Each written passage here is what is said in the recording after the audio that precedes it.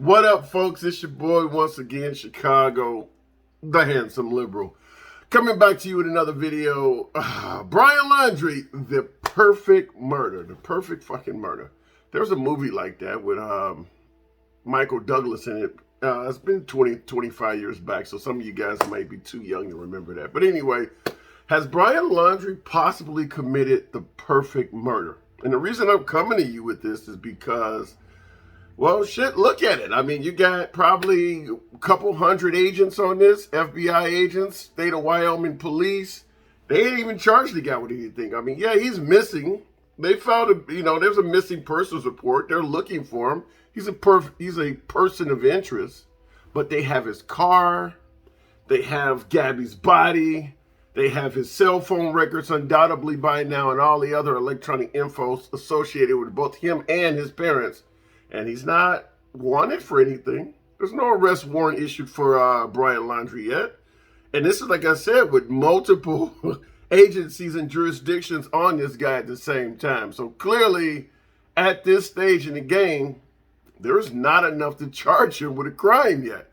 So that's what I'm saying. Has he committed the perfect murder? Now, he does have several things going in his favor for someone if they were going to do something so heinous as to take someone's life. First of all, he has an incredibly large area in which he operated in. So who knows what happened between Florida and Utah, Wyoming, et cetera, et cetera.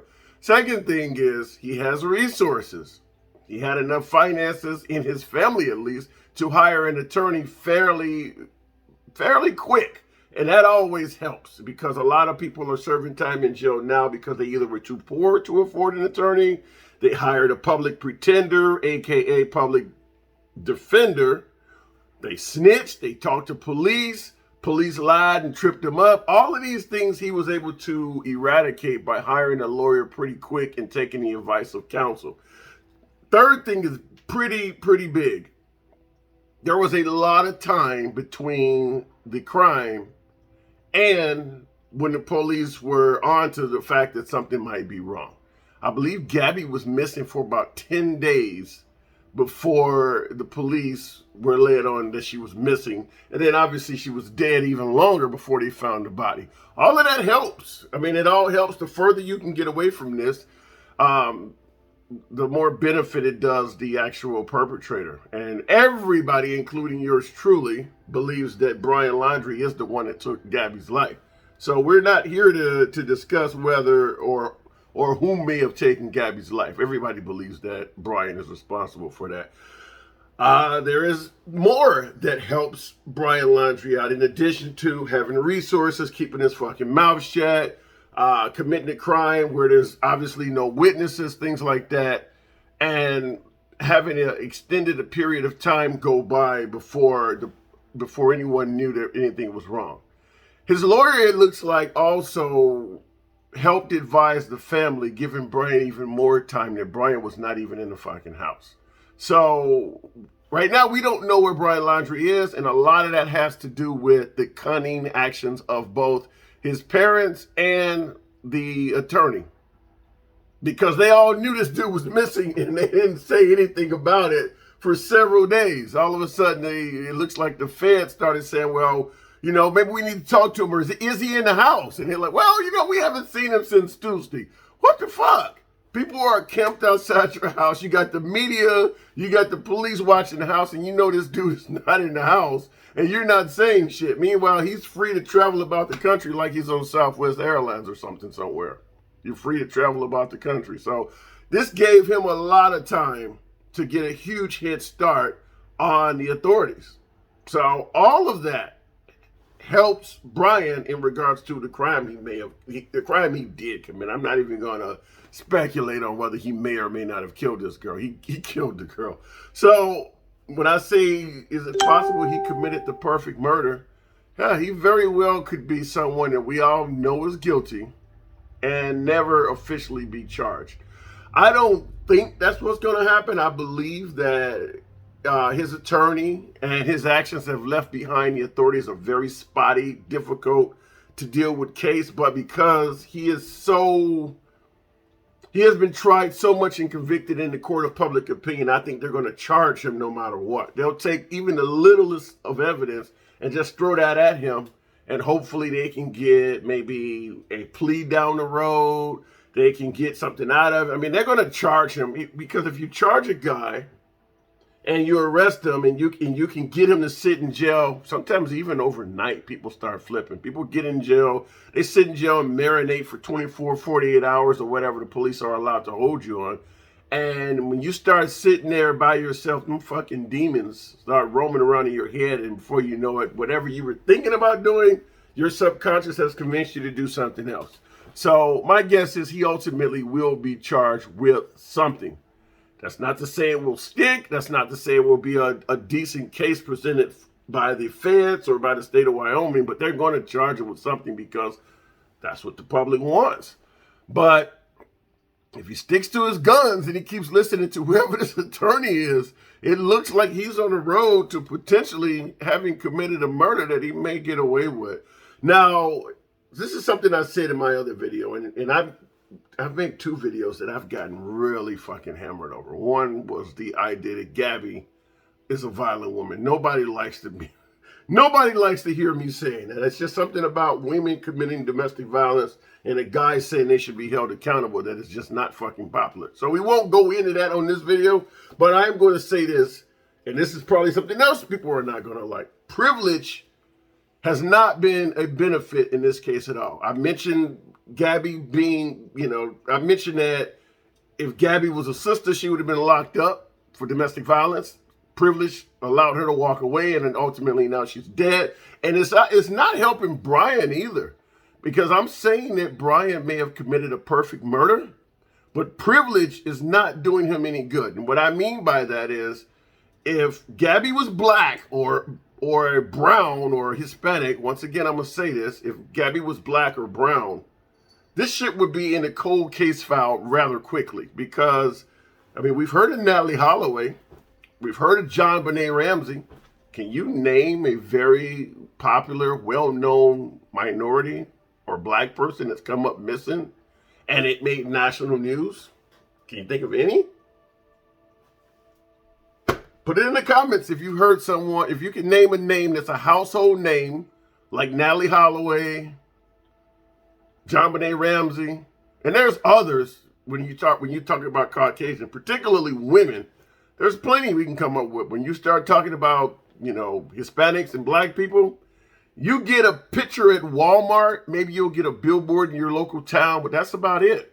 And the reason I'm saying that privilege that that Gabby is getting, the privilege that Gabby is receiving, Gabby Petito is receiving, because that she's privileged and she's making all over the fucking news worldwide, it's making the case to catch Brian and make a case against Brian a lot stronger.